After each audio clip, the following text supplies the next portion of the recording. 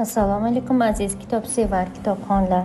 Toshkent tumani axborot kutubxona markazi sizlarga jadid adabiyoti namoyandalarini tavsiya etishda davom etamiz. Jadid adabiyoti namoyandalari bugun yana o'z o'quvchilari bilan yuzlashmoqda.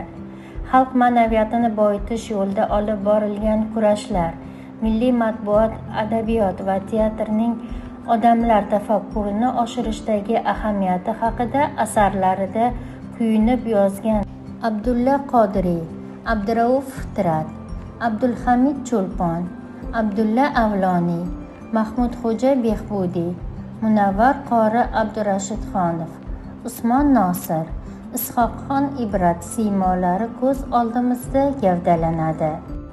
Jadid adabiyoti namoyandalari ruknida tayyorlangan kitoblarimizni o'qir ekan, kitobxon o'zini shu vatanning ongli fuqarosi, vatanni va millati taqdiri uchun mas'ul inson sifatida namoyon qilishiga o'zida jur'at topadi.